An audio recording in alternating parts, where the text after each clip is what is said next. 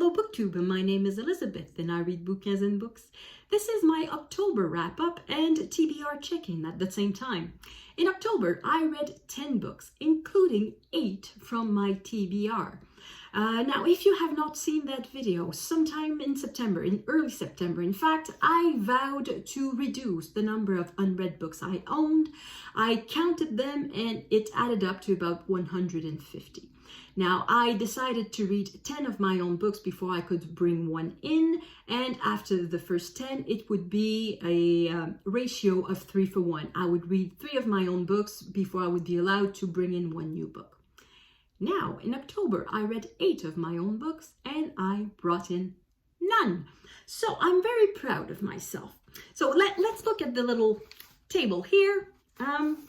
Well, it's in French, but I guess you'll understand. That means state of my TBR. And we have the months here. So in September. Okay, so in September, I wrote 6, but that was a mistake. It was in fact 5. So I decided to cook the number a bit for October to adjust it. It should be 8 because I read 8 books, but to counterbalance the +1 here, I had to do -1 here. So I just wrote 7. That's the number of new books. The books that I brought in, a big fat 0, and I really like that. And then I also looked at my TBR and realized that there was at least 3 books that I would not read. These were books that I had picked up from little free libraries. They looked interesting in the little free library because among the dozen or 2 dozens of books that were there, they looked interesting. But here, among the 150 books I owned and among all the possibilities from the library and from Scribd, I decided they were not that interesting, so I brought them back to little free libraries. So that's -3 there. So my total is -10, and now my TBR stands at 135. I won't promise not to buy other books. I'm very conscious that I now have 2 credits in a way, because I read the first 10 books. I said I would read 10 books before I would be allowed to bring one in, and I brought one in before I had read those 10 books, so I guess my credit for that is already used. But then I have read 6 more, or gotten rid of 6 more of my own books, so that means I have 2 credits. So if I want to buy 2 books in November, I'm allowed. So I'm very proud of myself. Now, normally I would do yays and nays, but I don't really have a lot of nays. I have just one. And it's a book I did not really finish. And the problem is not the book. The problem is it was the audiobook. I started to listen to The Brilliant Abyss by Helen Scales. And it was narrated by Helen Scales. And she was good, but there was a little something that annoyed me. And that little something was that she put just a little too much emphasis on the adjectives. And that made it just a smidge, just a bit, but phrase after sentence after sentence, and after 45 minutes it really annoyed me, so I stopped listening to it. And also towards the end of the first chapter, she stumbled on a sentence and started over again, and the stumble was left there, so we have a half a sentence, so the mistake was left in the audiobook. And another reason I did not like it is that it's a book. It's a science book. It talks about various sea creatures, and it talks about the deep ocean. And there are a lot of words that I have never seen in writing. So just hearing them once, they are in one ear, out the other, and I forget them in about 5 seconds. So it's one of the reasons why I did not really appreciate the audiobook. However, I think the book is super interesting. It's the audio that I didn't like. I'm probably going to read it at some point in writing. Unfortunately, the written version is not available on Scribd. There's only the audio version on Scribd. But I will try to find the written version somewhere and read that. So it's a nay, but it's not a complete nay. Other things that I read in no particular order. So of the 10 books that I read, 3 were fiction, and I won't spend a lot of time on them. One that I read was The Way We Live Now by Anthony Trollope. I have filmed a review, I guess. I have made a video just on The Way We Live Now, so if you are interested in my thoughts on that book, just click on the link that I will leave in the description box below. So that's one book, and the other 2 that I read are not translated in English. So there is this one. It translated from the Japanese. It is set in a small town in Japan and in a paper shop. So it's really charming, it's really nice, it's really cozy, but it's not translated in English. And the other one I read is this. This is a mystery. It is set in Guinea and in Africa, and it does the job. It was good. It was interesting. It took me a little while to get hooked, but once I was hooked, I was. So it did the job, but it's not translated in English. So that's that. So that means that for the rest of this video, it will all be about nonfiction. I know, it was not nonfiction October, it's nonfiction November, but I don't care. I like nonfiction. I like nonfiction all year long. So the first one that I read, I think, was Flight of the Highlanders by Ken McGoogan. I had a physical copy. It's one of the books from my TBR, but I don't have it with me. I left it with my father because I think he's going to be interested in that. This is about the clearances in Scotland. The author, Ken McGoogan, has his main thesis is that the Highlanders were the first refugees in Canada.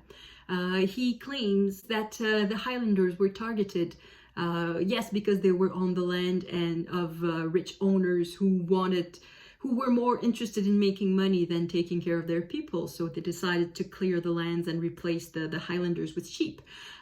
But the author claims that one reason that made it easy for the landowners to get rid of the Highlanders was that most of the Highlanders had a different religion and spoke a different language.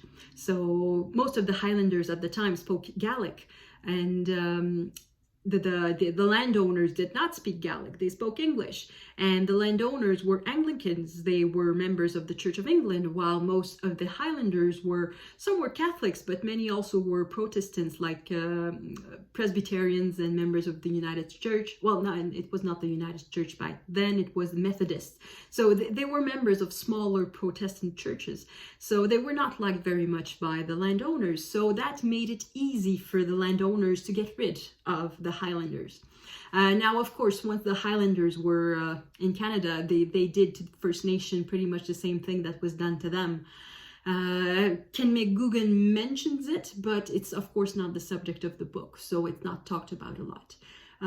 It depicts the clearances in a very graphic way in some places. I should say this is a work of popular history, so Ken McGoogan doesn't go back to original sources. He bases his work on other people's studies and other people's research. But it's still very interesting because I didn't know much about the clearances, so that was quite interesting. Another book I read, another audiobook, but this one worked. It was The Return of Martin Guerre by Natalie Zemon Davis. This is a fait divers. What's the name of that in English? In the newspaper, that is the section with all the murders and crime and all that stuff. So I guess it's some sort of true crime book. In 16th century France, there's this man, Martin Guerre, who marries a woman, and they have a family, and at some point he just leaves.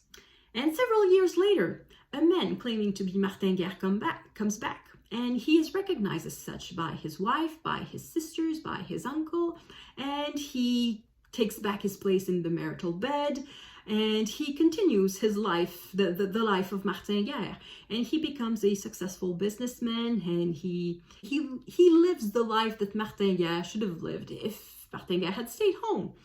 However, after a few years, the wife decides that the man in her bed is not her husband, and she denounces him to the authorities.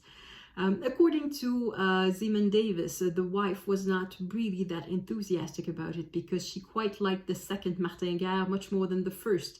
The author thinks that the wife probably knew that the man was not her husband, but decided to go with it because she figured it was her best option.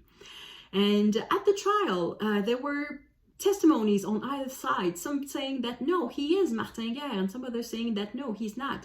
And among the people saying that the man was Martin Guerre were his sisters. He had 4 sisters, and the 4 sisters said, no, this man is Martin Guerre. However, the real Martin Guerre came back, and that pretty much ended it for the imposter. And the imposter was condemned to death. However, he could keep, well, not so much his widow because he was never married, but his daughter that he had with the wife of Martin Guerre could inherit the money that he made as a successful businessman. It was very interesting, the return of Martin Guerre. Another nonfiction I read was A Nervous Splendor, Vienna, 1888-1889 by Frederick Morton. I read this one because of Jim at Jim's Books Reading and Stuff. He did the VTAG during in October. So in October, he did the VTAG. And one of his questions was, have you read any books set in a place starting with V, like Vancouver, Venice, Vienna? And as soon as he said Vienna, I was caught with a wave of nostalgia because once upon a time, I used to read quite a few books set in Vienna. I had a fascination for the Habsburg of 19th century Vienna. And I decided I wanted to read something about that period, and I browsed in script and I found this. So I read this. It was very entertaining. I really liked it. So the author decides to focus his attention on 10 months from the summer of 1888 to the spring of 1889. And according to him, to Frederick Morton, this was the beginning of the end for the splendor of Vienna. You probably know that in 1889, the heir to the Austro-Hungarian throne killed himself with his young mistress.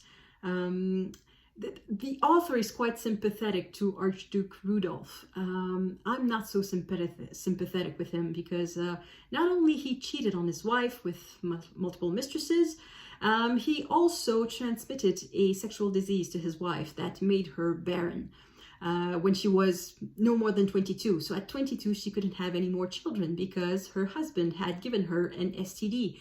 So I have a lot of difficulty being sympathetic to Archduke Rudolf. But in this book, he is presented in a kind light.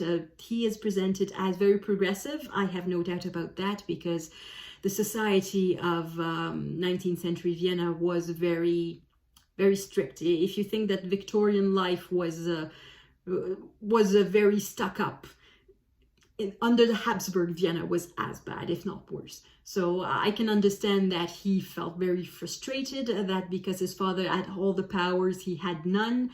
But at the same time, it's hard to sympathize for a man who felt he had a right for power, that he had a God-given right to exercise authority. Even though he was intelligent and cultivated and a good person in general, doesn't mean he should exercise authority. So anyway, besides Archduke Rudolf, we meet all sorts of characters who were hanging out and living in 19th century Vienna, such as musicians like Anton Bruckner, Johannes Brahms, Johann Strauss.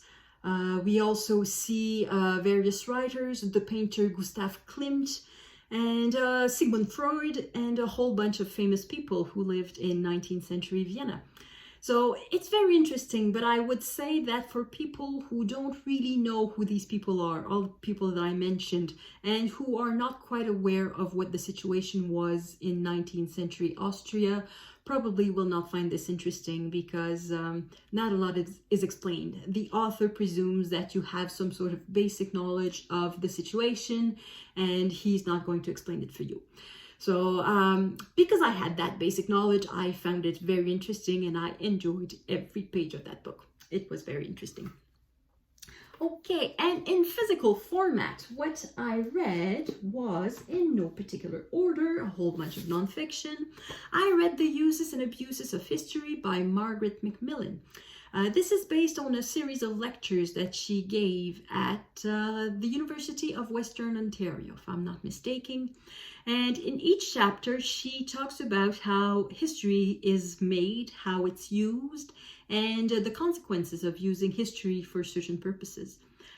She talks about, well, of course, the dictators who always use the history either to present themselves or the people they represent as victims, or to decide that other people are going to be the victims, or the most famous example is, of course, Adolf Hitler, who decided that everything that was wrong was because of the Jews and everything that was right was because of the Aryans.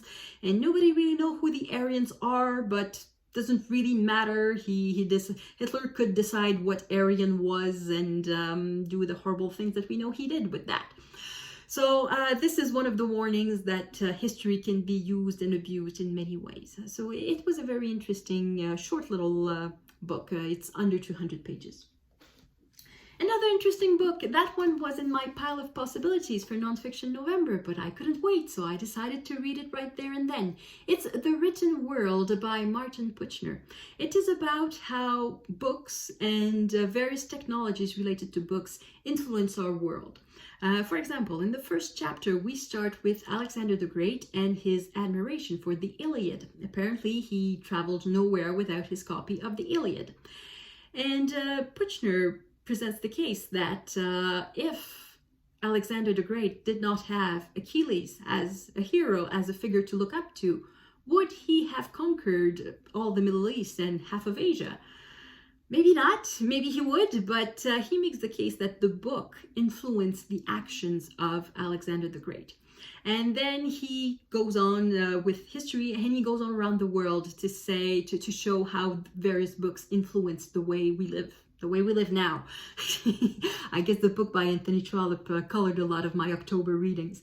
So he talks about a whole bunch of legendary books, I guess, like Gilgamesh, The Tales of Genji, 1001 Nights, the Iliad, the Odyssey, of course the Holy Scripture, and then the philosophy of Plato and of Confucius and of Buddha and of a whole bunch of people. And yes, foundational texts of literature from all over the world. So really not just the Western canon, but including the book of the Mayas, the Popol Vuh, I think that it was called, and the oral histories of Africa that were written quite recently, only in the 1960s, and yeah, so a whole bunch of books, and it made me want to read all of these books. The way he presents them and the way he talks about them made me want to read all of these books. So most of them I hadn't read, and I still haven't read. I haven't read the Iliad, I haven't read the Epic of Gilgamesh, I haven't read the 1001 Nights. I have read a few stories here and there, but certainly not the entire thing. So it was a very interesting read. I really enjoyed reading that. Another book I read was, Orwell in Cuba. At the end of September, I finished 1984 by George Orwell, and right at the beginning of October, I started to read this book. This is about the publication of a new translation of 1984 in Cuba. It happened in 2016, if I'm not mistaken, and according to Lavoie, it was a bit of a symbol of how society in Cuba and the political regime in Cuba was undergoing slowly a transformation, or was going through a phase of transition. So Frederick Lavoie is a journalist, and the reason why I hesitate on journalists is not because he does not have regular employment with one particular newspaper. It is because one of the main principles of journalism is that the journalist is not supposed to become the story. If he reports on something, he's not supposed to report on himself. And unfortunately, for me at least, unfortunately, at the end of the book, Frederick Lavoie decides to himself test the limits of freedom of expression in Cuba. So he becomes the subject of his own reporting. So for that little bit, I liked a little less. But basically, he explores the limits of freedom of expression in Cuba today, in 2016, but also in the early days of the revolution, because he finds out that there had been a previous publication in Cuba of 1984, and that was in early 1960s, just right after the Cuban Revolution, the Communist Revolution. Because at first, apparently it was not quite established that the revolution would be a communist revolution or a socialist revolution. It was just a revolution against a dictator. And gradually it became a socialist revolution. So during these uncertain times as to the nature of the revolution, there was perhaps a bit more freedom of expression, and 1984 had been published.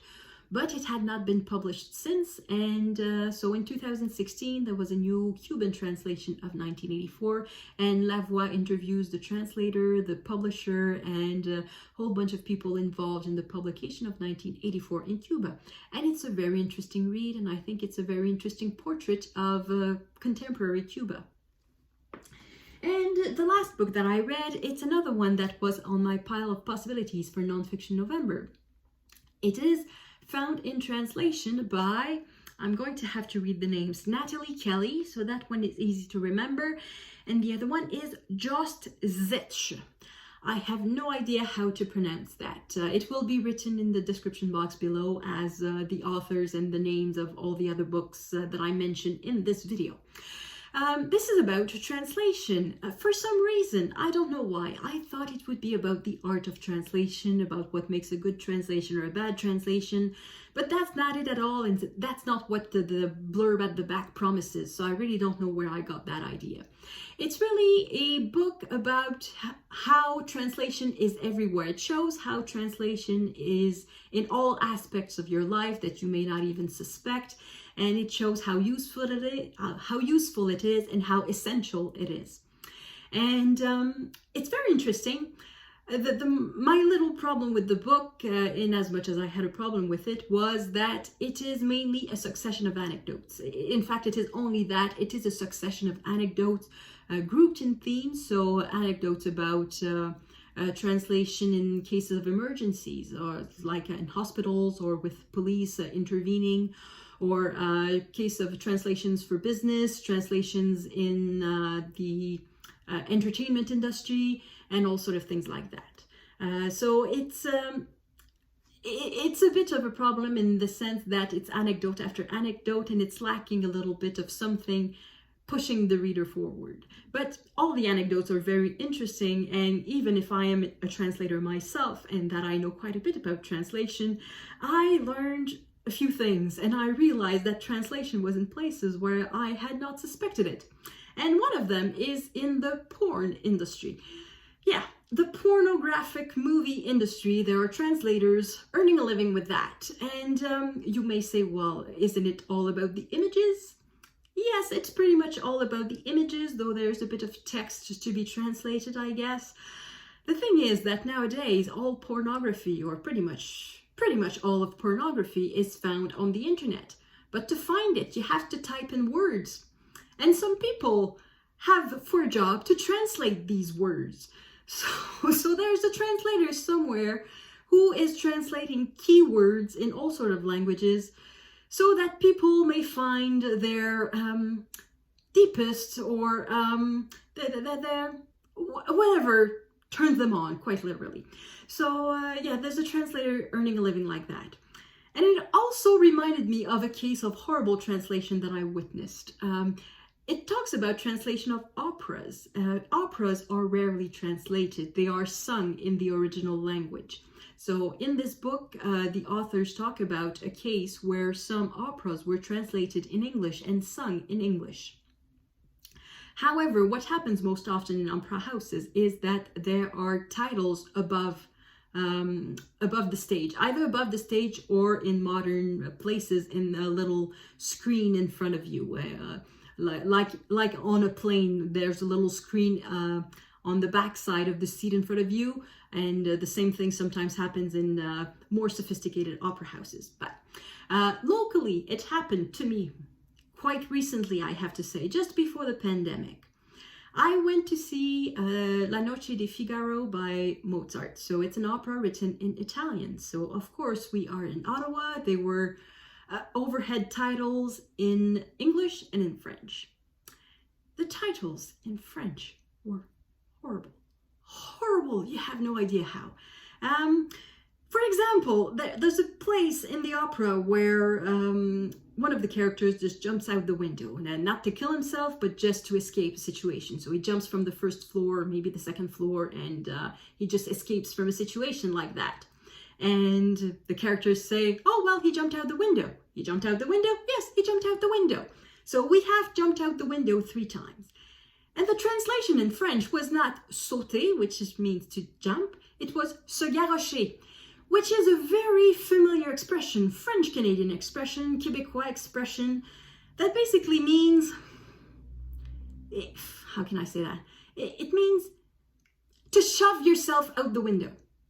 So imagine the singers are singing opera, and the musicians are playing, and they are singing, he jumped out the window, yes, he jumped out the window, he jumped out the window, yes, he did. And what we see is, he shoved himself out the window, yes, he shoved himself out the window, he shoved himself out the window, yes, he did. And of course there was a gasp in the crowd, not the entire crowd, because not everybody in Ottawa speaks French. So there was about, I'd say a quarter of the room, but it's still about 2,000 people in that room. So there was a good 200, 300, 400 people just gasping. A quarter of 2,000, it's 500. So there were a few hundred people just having a little gasp, just, what's that? And I can only imagine what the singers felt. And the musicians, they probably were thinking, okay, what sort of stupid mistake did we just make that people are gasping like that? And it was the overhead translation that was pure crap. And it went like that all through the opera. The one exceptions were the arias. The arias had been correctly translated because they had asked for the Montreal Opera's translations, and the Montreal Opera had provided. But the rest, the recitatives were horribly translated. The words were French, but sometimes it made no sense. Sometimes it did, because sometimes English and French are close enough that a word-for-word translation makes sense. But very often it just made no sense. So yeah, that was my experience with bad translation. Now, of course, I wrote a letter of complaint. Of course, I said, oh, we are very, very sorry. And in the program, it said overhead titles courtesy of the Montreal Opera. And I said in my complaint letter, I said, it's impossible that this came from Montreal, because in Montreal, it would have been translated in French first. And then perhaps the English would have been translated from the French, but there's absolutely no way that it would have been translated in English first and then translated again in French. And of course, they never explained what was the problem. They just said, oh, we're sorry, please. Here are 2 tickets for a future representation. And of course, I never got my 2 tickets because the pandemic happened. Anyway, so that's my experience with a terrible, terrible translation. But in this book, it's not examples about terrible translation. It's about good translations and about how essential it is in business context, in international contexts, sports events, and various things like that. So it was a very interesting book. So that is it for my very long October wrap-up. I hope you had a nice October. Let me know what you read. What was your favorite book you read in October? What was the worst book you read in October? And yeah, leave me a comment about anything related to books. Thank you everyone for watching. I hope I will see you in the next video. À la prochaine!